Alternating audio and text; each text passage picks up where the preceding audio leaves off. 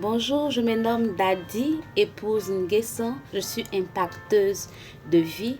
Au travers de cette vidéo, je souhaite m'adresser à quiconque se sent limité.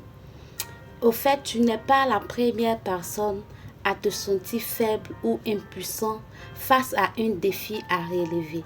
Les disciples de Jésus aussi se sont sentis incapables de nourrir une foule de 5000 personnes alors qu'ils n'avaient ni pain ni argent pour le pain. Cependant, Jésus va leur faire cette demande qui peut paraître incongrue.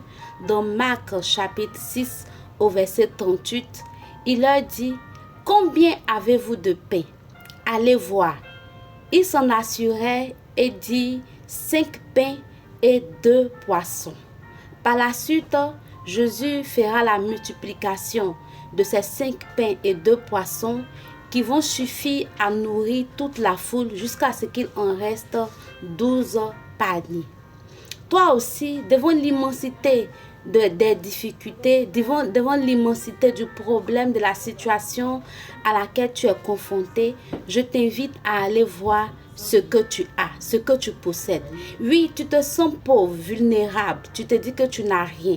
Mais si tu fouilles dans ta maison, si tu fouilles au fond de toi, tu trouveras quelque chose. Ne serait-ce qu'une pièce d'argent, ne serait-ce qu'un meuble, même s'il est usagé, une assiette.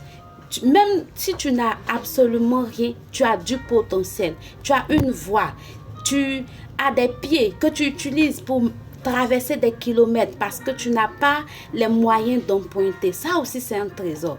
Tu as forcément un trésor caché. Quelle que soit l'étendue de ta misère, tu as quelque chose. L'homme ne peut pas être sans quelque chose. L'homme lui-même est une richesse. Si tu vois dans la création, Dieu ne nous a pas créés avec du néant. Dieu nous a créés à partir de quelque chose, de la poussière. Et cette poussière renferme beaucoup de pierres précieuses, beaucoup de trésors. Alors toi-même, tu as un trésor et tu as un trésor en ta possession que certainement tu négliges.